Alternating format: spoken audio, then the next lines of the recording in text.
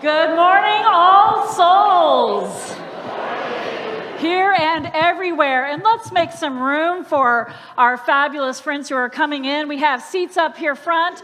And if we could ask other folks to kind of squeeze in towards the center aisle as you're comfortable, we could find seats for everyone. All right, and there's lots of seats up here front. This is like every teacher's hope that students are on the front row. We have empty pews here. All right. So come on down. You are not the next contestant, but you're going to hear the music better. It's great to have you. We have some more seats all the way up here. And again, if there's some room to kind of squeeze towards the center. Hello, everyone. I am the program minister here at All Souls. My name is Nicole Kirk, and I am joined. Oh, thank you. Thank you. And I'm joined in the chancel this morning by our senior minister, the Reverend Dr. Marlin Lavanhar. Thank you. Our affiliate minister, the Reverend Gerald Davis. Yeah. And let's give an online shout out to our assistant minister, the Reverend Randy Lewis. Yeah. We are so excited to be with you here this morning. This is a special Sunday when we join our Sunday morning worship with our humanist hour. And if that's not enough, our congregational meeting, our hanging of the greens, and our Christmas tree trimming. It's going to be an amazing Sunday. Now, some of the familiar elements of our Sunday morning will be different today. You will see elements from both of our services included. And I invite you all to shift and stretch. Stretching is good for you. Stretch a little so that, this is theological, right? Stretch so that we can be together and that everyone can be included. This Sunday, we are together in one community. I want to give a special welcome to our online viewers and our Everywhere members. This morning from around the world, we are always delighted to have you with us. And if you're on Facebook or Zoom, please drop your prayer request, your joys, your sorrows in the chat so that we may light candles and hold space for you in the sanctuary this morning. Are you a first-time guest? Maybe. If you are, I hope that you would raise up your hands and let us see you because we have a special gift for you. They're coming up the aisles from our ushers. So if you are visiting with us this morning, a first-time guest, please raise your hand and keep it up so our ushers can see your hand and share a gift with you. Thank you so much. And if you are new to All Souls, we also invite you to Sonnen Library after the service, outside the sanctuary doors, across the foyer, which is going to be busy this morning, so you'll find your way. Ask for help if you need it.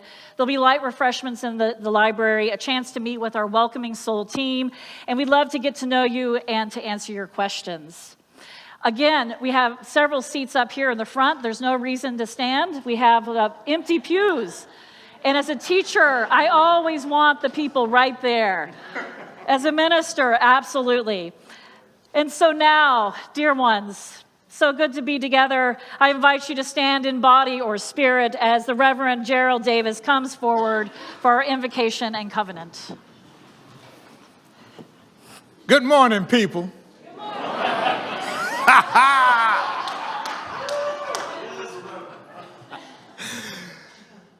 This is truly a day to celebrate.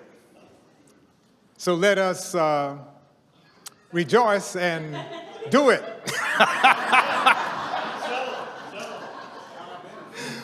And we are thankful for the many gifts we have been given. We are grateful for the capacity to see, hear, feel, and understand. We are grateful for the incredible gift of life. And we are especially grateful for the ties of love which bind us together, giving dignity, meaning, worth, and joy to all our days. Please join me in our covenant. Love is the spirit of this church, and service is its law. This is our great covenant, to dwell together in peace, to seek the truth in love, and to help one another. Welcome to All Souls, where we love beyond belief.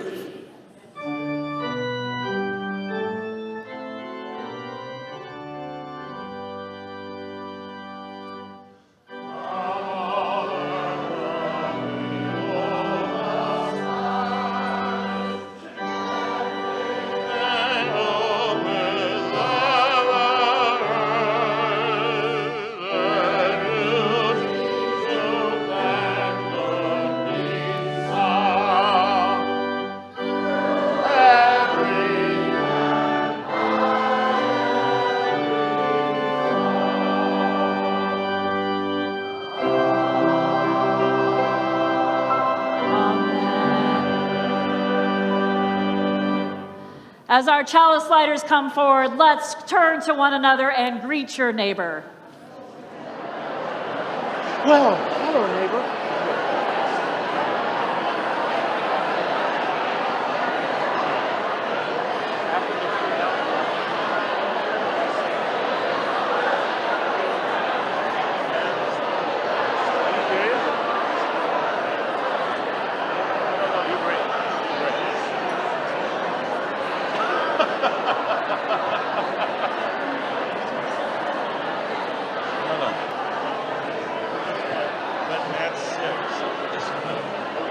Go with it.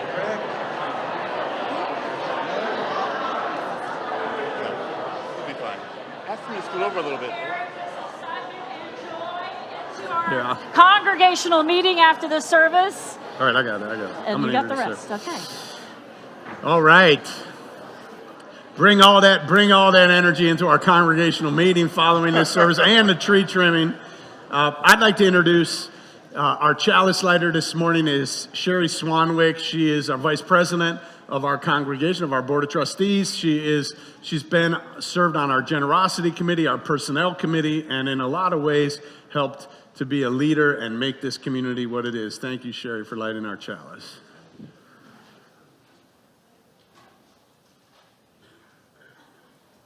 As the chalice is lit this morning, may we think about these words. In this holiday season, may we find peace and let it begin with us. Where there is disruption, may we bring a calm and clarity. Where there is injustice, may we bring change. If we cannot bring change, may we find the wisdom to let it be.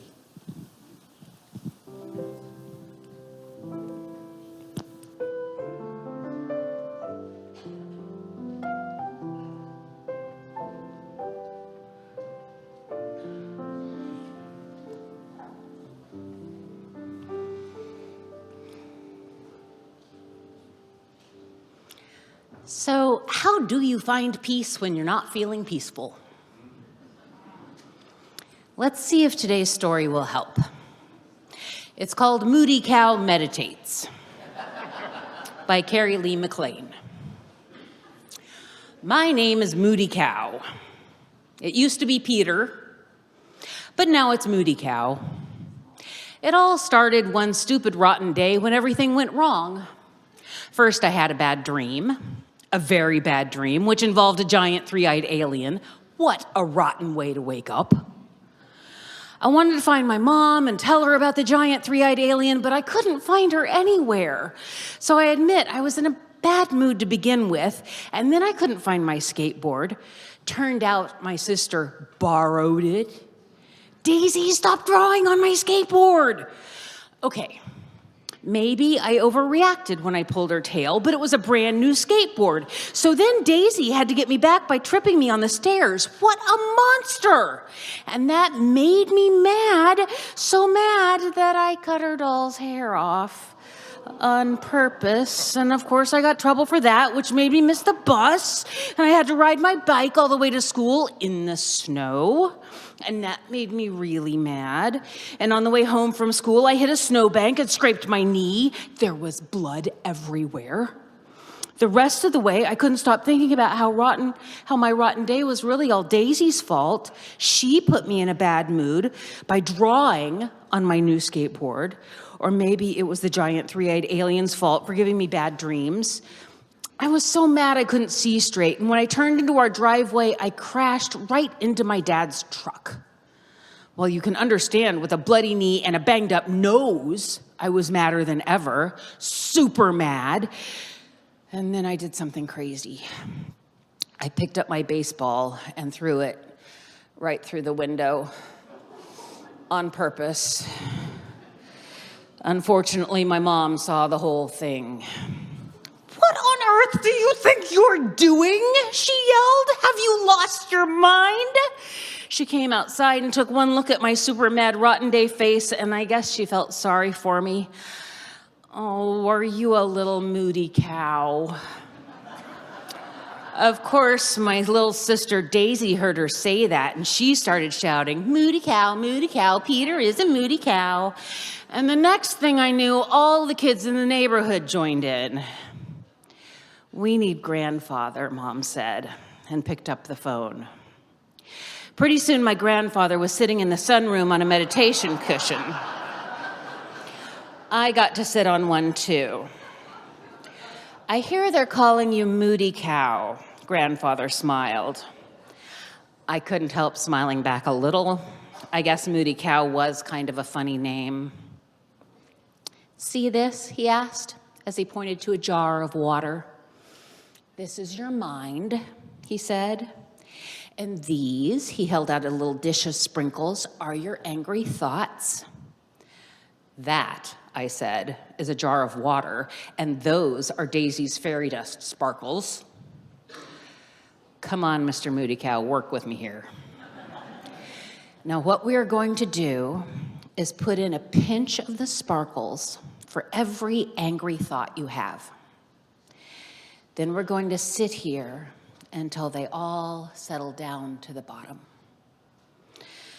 By the time the water is clear again, your anger will have settled down too. It won't work, I told him.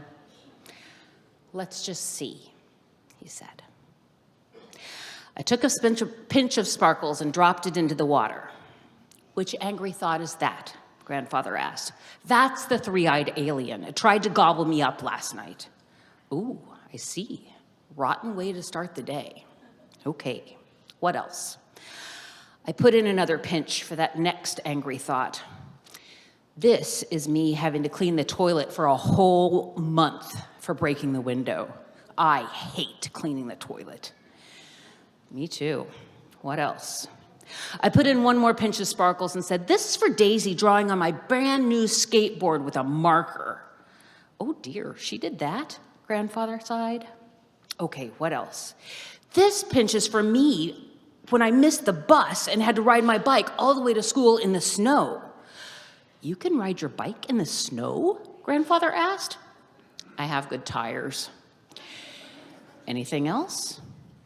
On my way home, I scraped my knee and I was so mad I crashed into Dad's truck. I think I broke my nose. Ouch, Grandfather said. That must have hurt. It did, and then I picked up my baseball and threw it through the window on purpose. Wow, you should put in a double pinch for that one.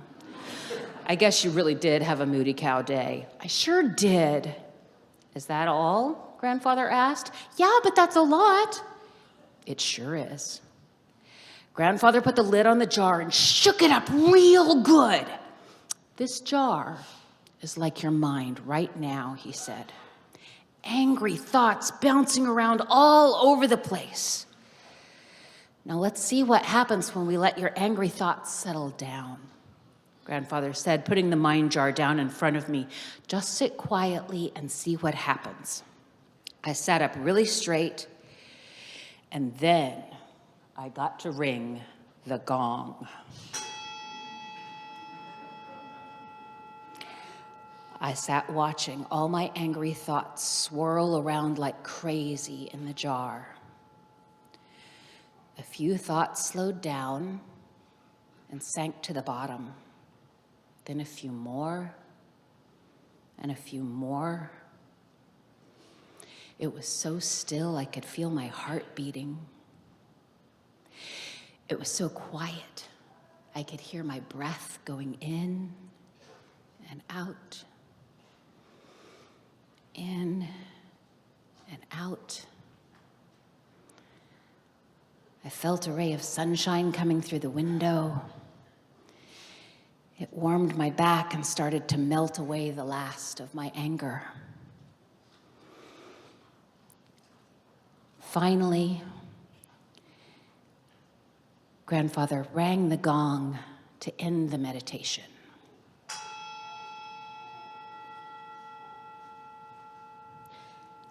He leaned over to whisper in my ear, okay, this part is important. Don't move until you can't hear the sound of the gong anymore.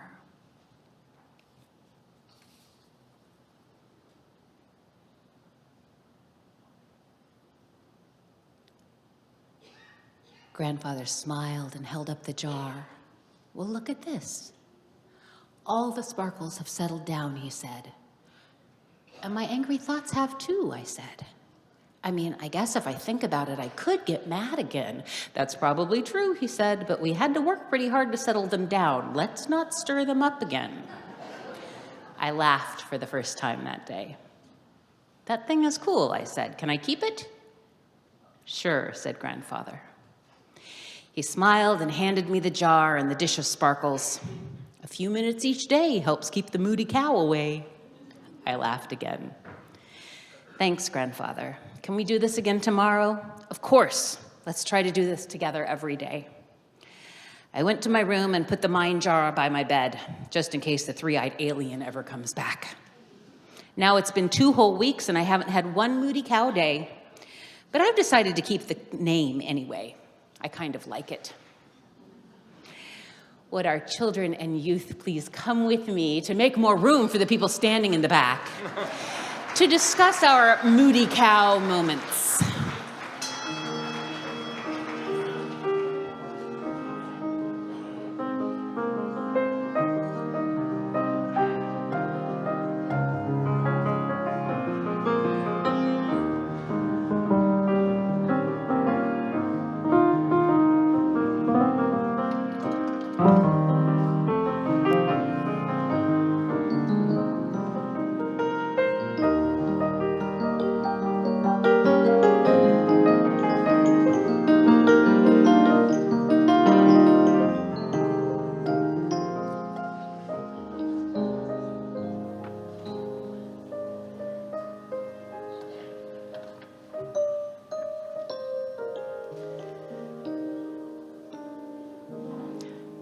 In moments of joy and times of sorrow,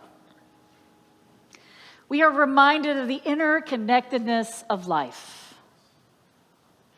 Let us cherish the support we find here, knowing that we can share our burdens and they will become lighter, and that shared joys become brighter with our ever-growing circles of care and compassion. This morning, we light a candle for our beloved Alma Buscombe, who passed away peacefully this week. We light a candle for her husband, Gary Buscombe, holding him in our hearts with this loss. We light a candle for Sarah Carlson and her son, Mark. Her son, Mark, was recently diagnosed with cancer.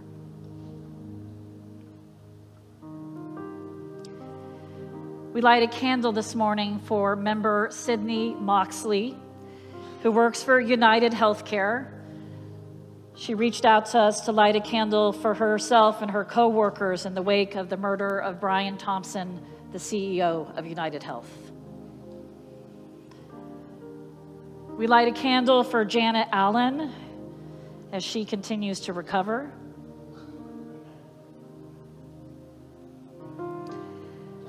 We light a candle for Janet Jarvis, who's recovering from heart surgery. Jim Jarvis, thank you. Thank you very much. Jim Jarvis, recovering from heart surgery. And we light a candle for Berkeley Schaus, who is having surgery this week.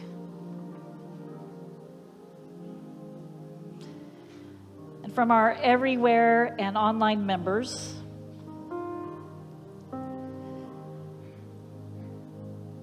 we light a candle for Iris, that she may see the light in her life.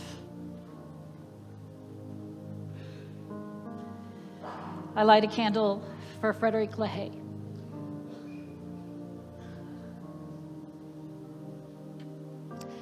A member who's been working through cancer.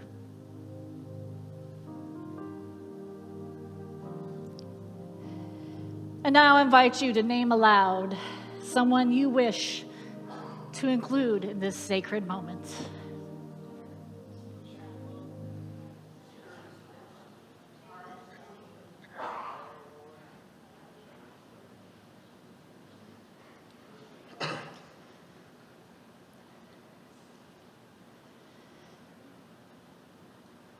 and lighting the candles for those who are named and the names left unspoken as we carry them in our hearts.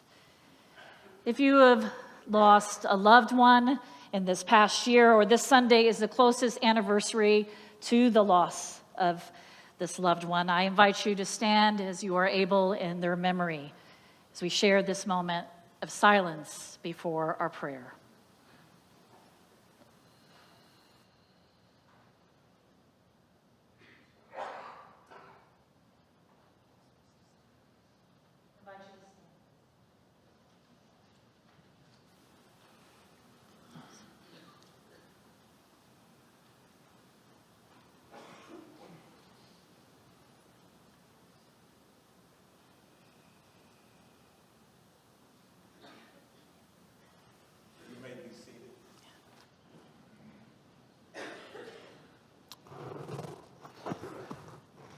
I had prepared a meditation that was built on values. But my heart is saying, I want to speak to you as a fellow traveler, not so much telling you what we ought to do, but letting you know that I see you. I see you. Folks may say, how can this blind man see? I see because you give me responses. You give me what we call love. That's what I call it. And I think in a place like All Souls that says everyone is included, that I don't need to tell anybody that they're not included by saying something that may be offensive to them. So I want us to meditate on love and how love comes without us even trying to make it happen. Love is seeing someone. And I said seeing on purpose, because seeing is more than just being visual. Seeing is feeling. And people say, I see you. It means I feel you. That's love. That says, I am united with you. And nothing can separate love. Nothing. You have it, use it. For all of us. May it be so.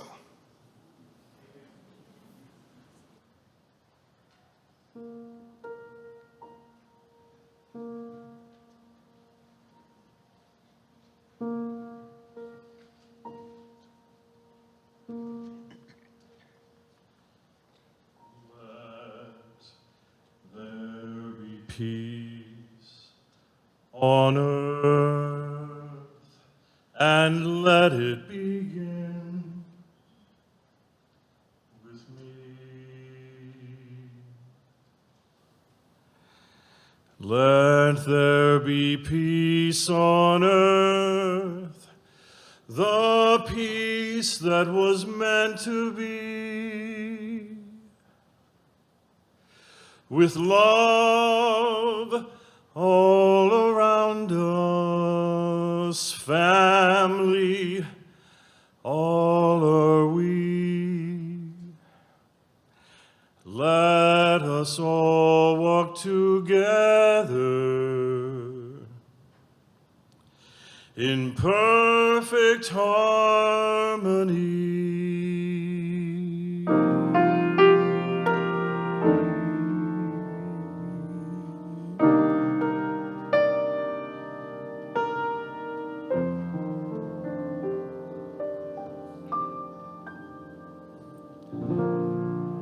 Let peace begin with me. Let this be the moment now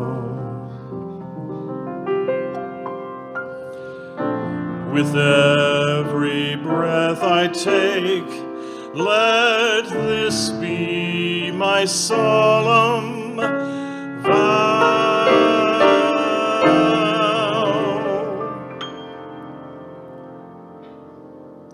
To take each moment and live each moment in peace eternally.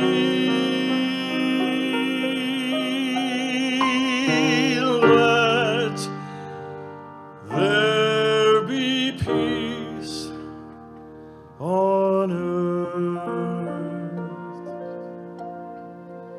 and let it begin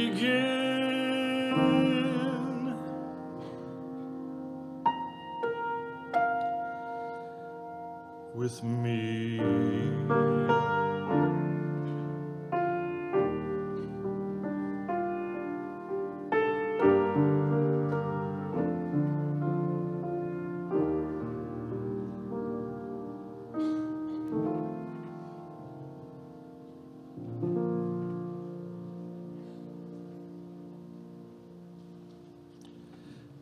And now we invite you to join your voices with David and mine and the ministers in hymn number 352 in your gray hymnal there. There's a beautiful hymn, 352, Find a Stillness, and Mike, our organist, will bring us into that, and we invite you to rise in body or spirit.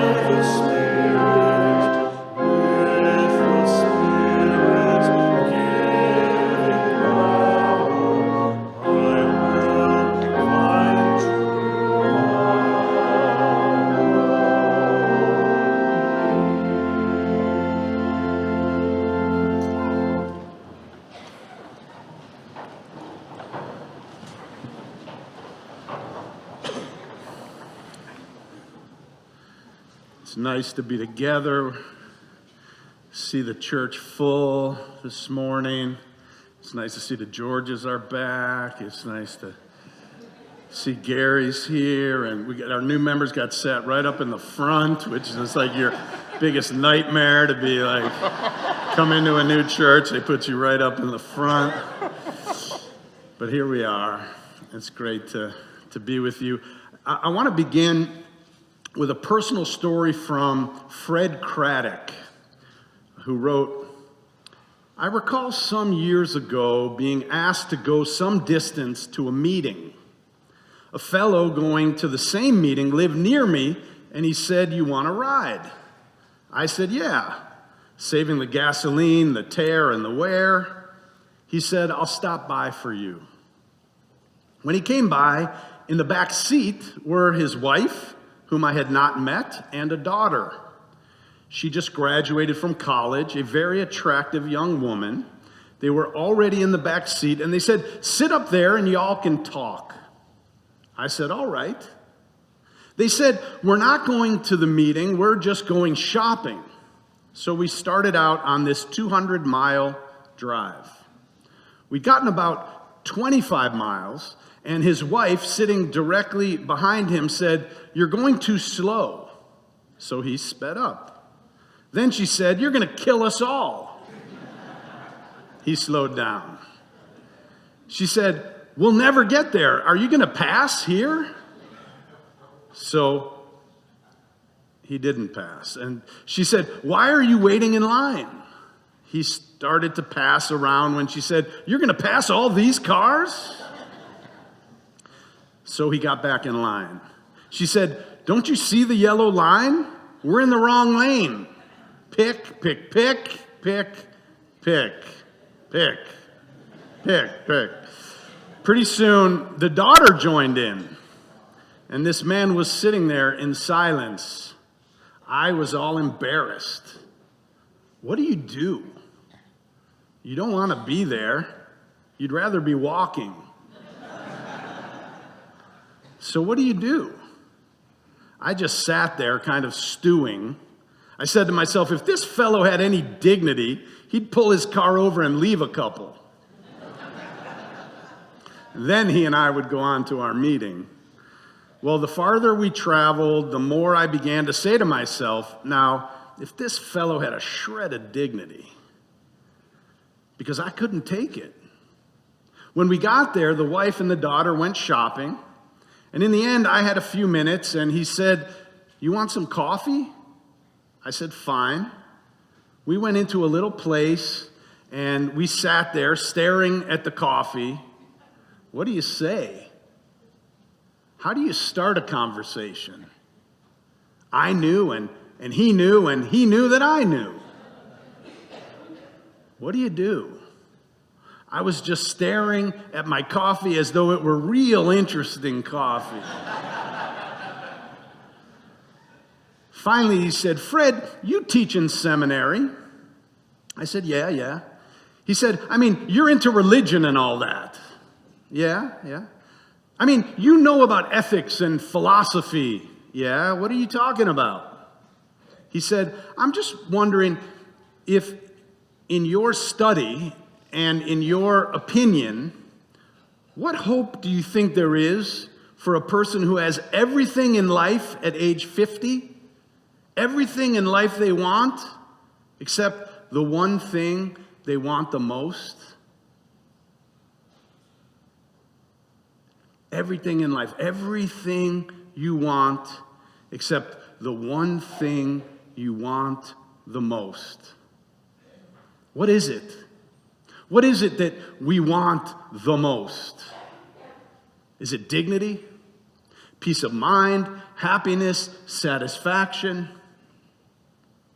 Is it lots of money or recognition? Are we sure we even know what we really want? Are we sure that what we think we want is what we're really yearning for, what will really make us happy? So many people find themselves chasing a life path only to discover, like a dog chasing a car, that when they finally get what they've been chasing, it's not what they expected it to be. Many of us come here or seek out places where we can be reminded of what's most important in life. We don't want to be on autopilot, just going through the motions of our life. And we don't want to wake up years later feeling that we didn't live the life we wanted to live. So one question that we can ask is whether All Souls really can help to remind us and help lead us where we most want to go.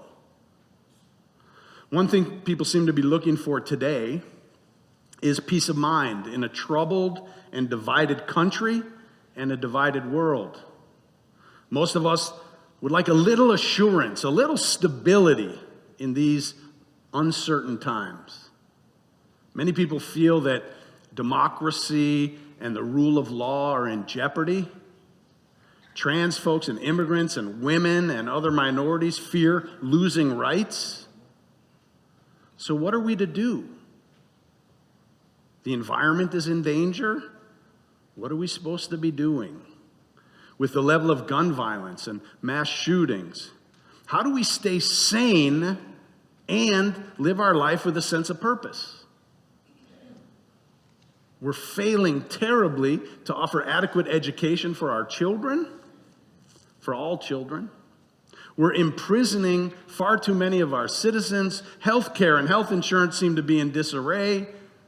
And even after this murder that happened last week, I'm seeing stuff online. People are posting things online that I just can't even believe that they're saying, as if they're, happy that it happened, that this was good, that the guy deserved, all this kind of stuff. And I'm thinking, what is our world coming to? And we seem to go from one crisis and one news cycle to the next so fast that we don't even have time to grieve or to respond or to process before the next thing occurs. How can we find peace without escape? How can we find peace and still stay engaged? Many people are tuning out in order to maintain their sanity. A lot of people say they're not listening to the news, they're not reading the paper, they're off of social media, they're just tuning it all out. And it's understandable. But it's not a long-term solution to the problems that we face. An ostrich famously hides its head in the sand, hoping its problems will go away if it doesn't look at them. It makes for a nice, easy meal for its predators. These questions were big for the late poet Sam Hamill. Shortly before he died, he published a poem titled True Peace. It begins with him reflecting back on his early 20s when he joined the Marine Corps and he was stationed in Okinawa, Japan. While he was there, he began studying Zen Buddhism and he became a pacifist. He spent the rest of his life trying to advocate for peace.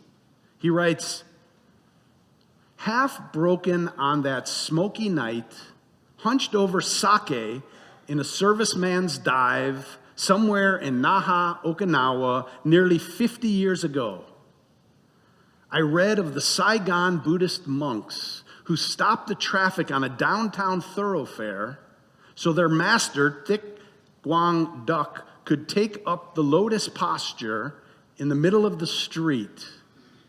And they baptized him there with gas and kerosene, and he struck a match and burst into flame. That was June 1963, and I was 20, a U.S. Marine. The master did not move, did not squirm.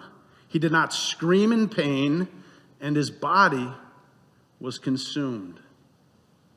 Neither a child nor yet a man. I wondered to my Okinawan friend, what can it possibly mean to make such a sacrifice? To give one's life with such honor, but with dignity and conviction. How can anyone endure such pain and never cry and never blink? And my friend said simply, Thich Quang Duc had achieved true peace. And I knew that night, true peace for me would never come. Not for me, Nirvana. This suffering world is mine to suffer in its grief. Half a century later, I think of Thich Quang Duc, revered as a bodhisattva now, like a saint. His lifetime building temples, teaching peace, and of his death and the statement it made. His heart refused to burn even when they burned his ashes once again in the crematorium. His generous heart turned magically to stone. What is true peace? I cannot know. 100 wars have come and gone as I've grown old. I bear their burdens in my bones. Mine is the heart that burns today. Mine the thirst, the hunger in the soul. Old master, old teacher, what is it that I have learned?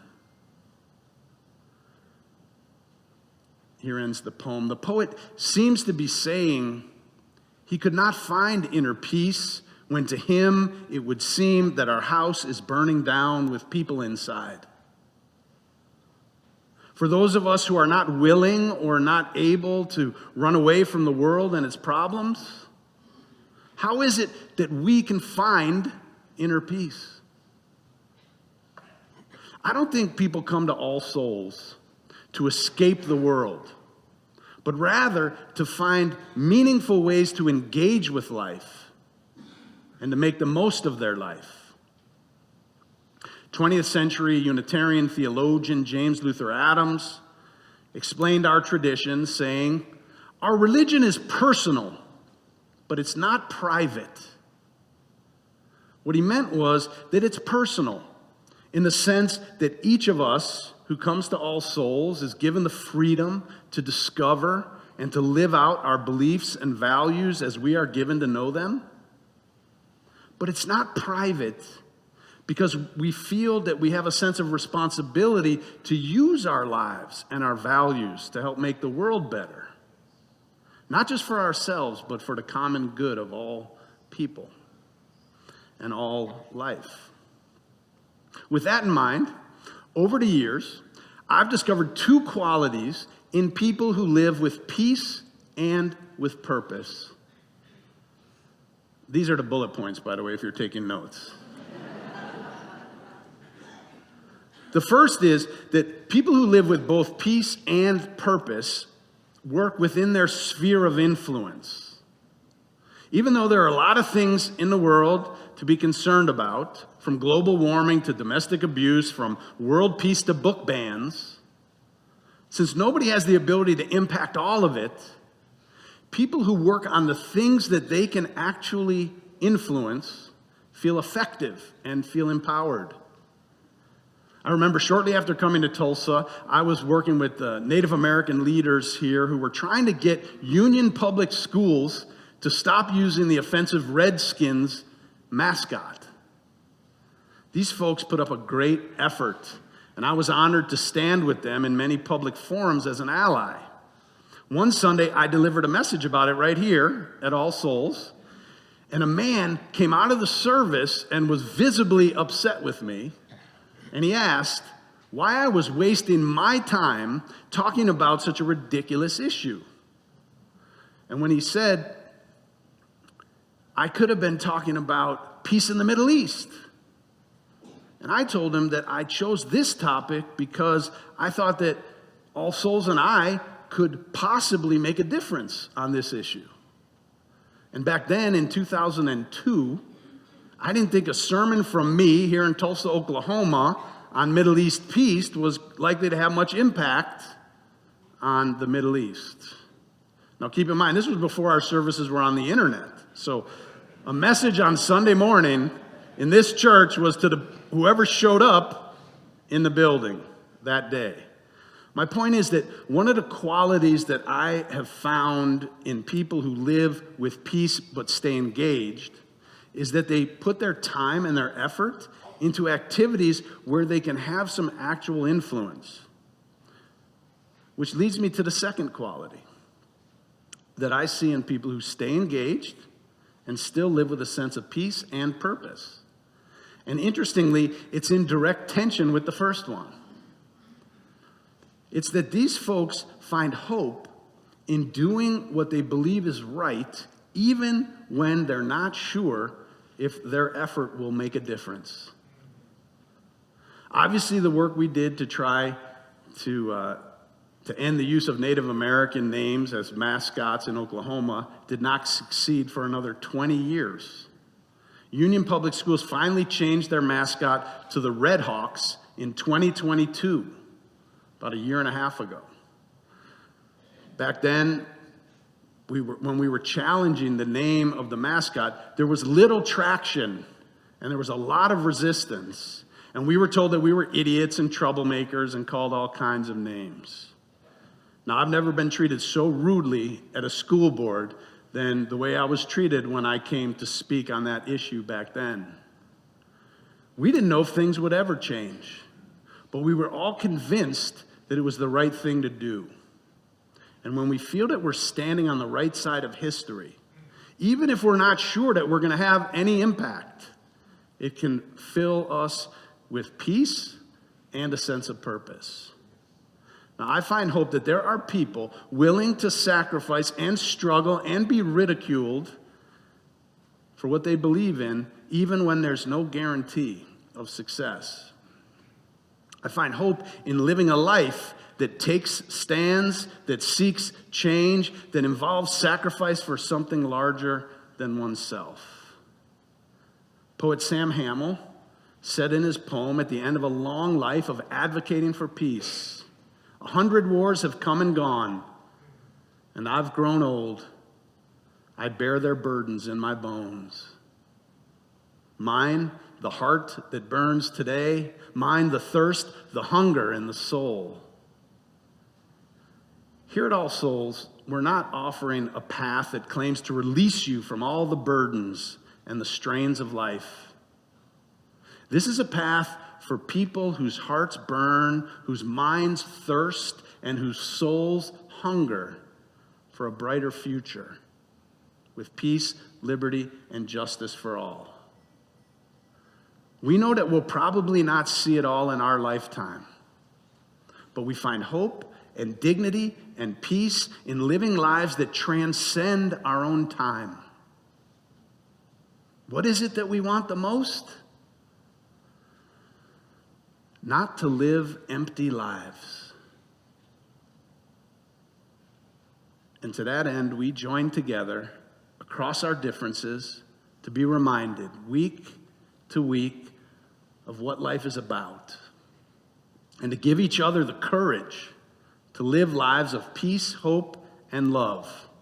And the greatest of these is love. I love you. Thank you.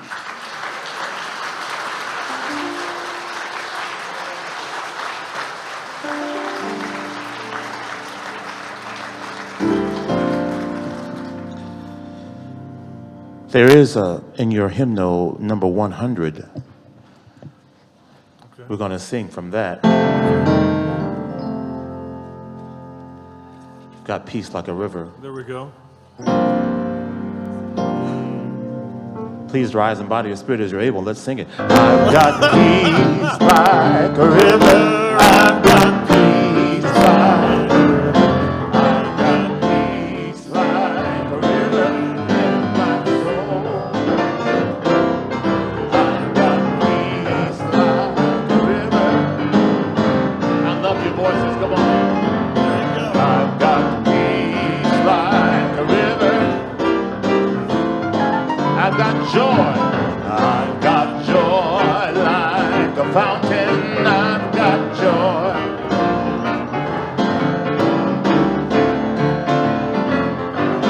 In my soul. I've got joy like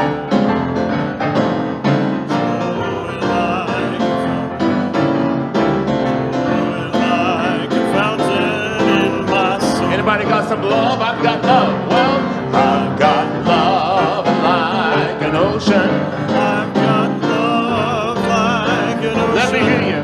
Got love like an ocean in my soul.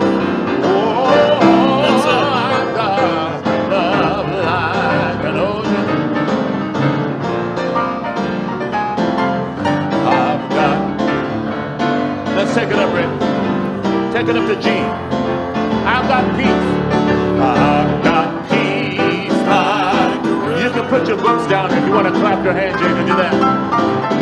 Yeah, I've got peace by the river. In my soul, peace like.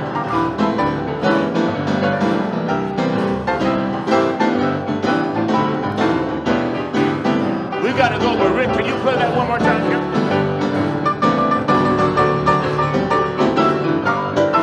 Would you clap your hands? Come on.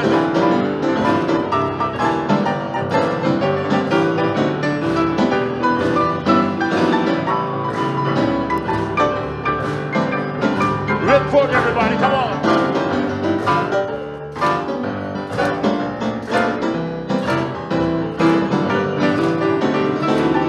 Sing it one more time. Would you help us? I've got peace. Well, I've got peace like a river. There you go. Come on.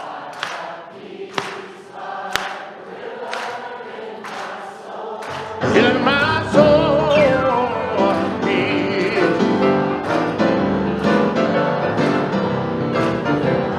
Oh, I've got peace like a river in my soul. Oh,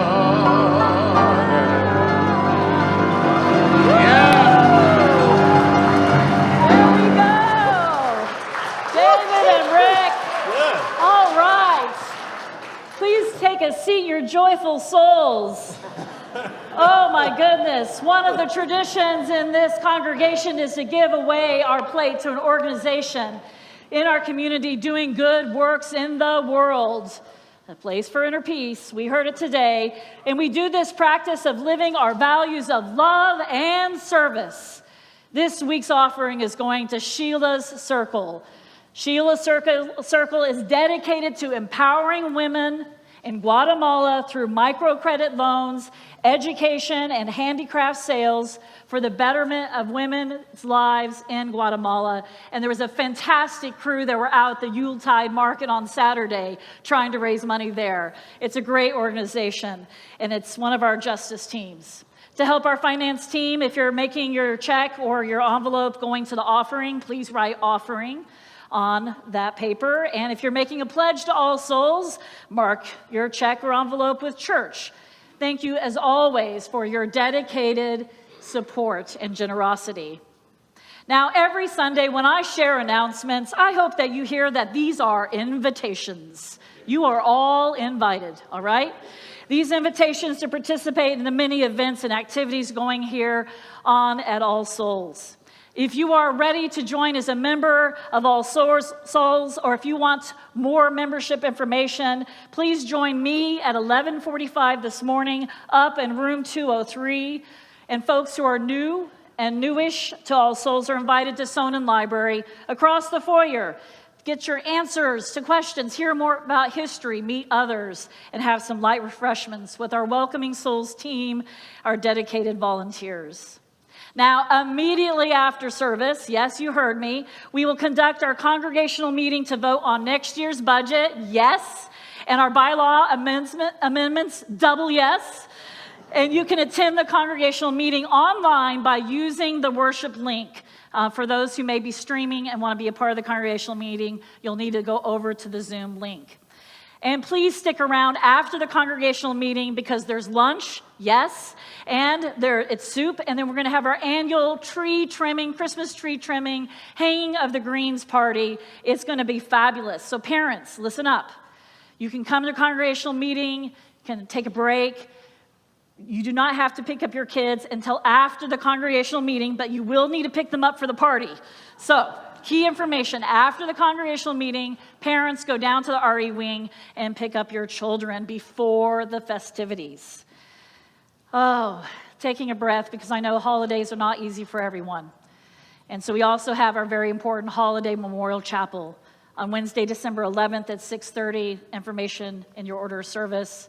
We pause to light candles. We remember the people we've lost this past year. And I want to lift up with a special excitement also that we have returning. Well, first of all, This is a single service, but we're going back to 2 services next Sunday. And next Sunday, after that service, later in the afternoon, is our holiday concert at 4 o'clock. I'm going to be there. Are you going to be there? I hope so, because it's not just one choir. It's not 2 choirs. How many choirs do we have? 7 choirs singing. That's what David said. I don't know, but there's going to be a lot of music next Sunday in the afternoon at 4 o'clock. And I invite you to, very important, this is time sensitive. You may have seen it already. The trees that are in our foyer are part of our Partners in Education team fundraiser. Those are decorated mittens, are listing the needs of our All Souls Partner School Unity Learning Academy. The trees' themes are hugs, I love this, hats, underwear, gloves, and socks. Follow the instructions on the trees. This is time sensitive. We need to get your mittens so you can get your stuff and bring it back by next Sunday, December 15th. Is that correct, I think, Pi folks? Yes, thank you. And just bring donations if you don't have time to pick up a mitten or if you forget. Thank you, Deanna. So please support this important effort. I'm going to pick up some mittens after service, after the congregational meeting, I should say. So after the new members gathering. As always, order service, the website. I'm so joyful to accept the offering for Sheila's Circle.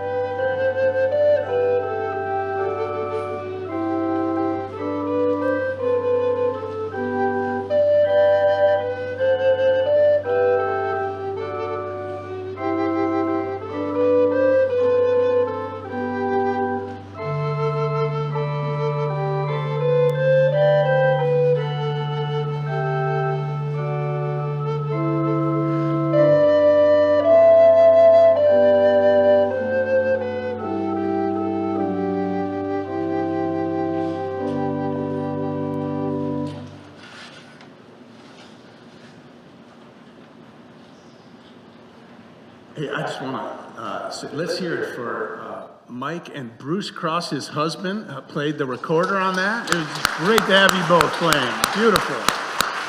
Beautiful. So before we put out our chalice, here's how this is going to work. I'm going to stay here because our meeting's going to start immediately following the postlude. So I invite you, if you're staying for the congregational meeting, to stay here. It should be a fairly short meeting. We're going to vote on the budget for 2025.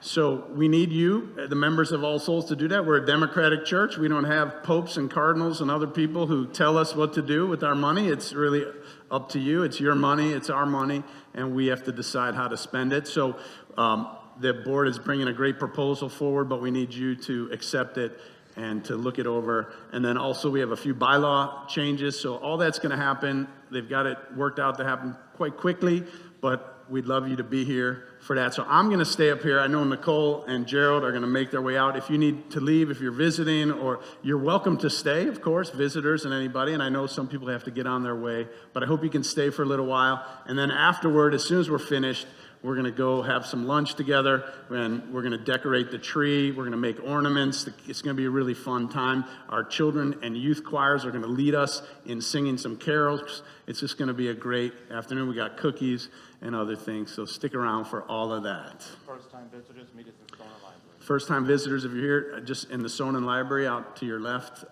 there'll be folks there to orient you and answer any questions that you might have. We're so glad that you chose to join us wherever you were seated in the sanctuary this morning.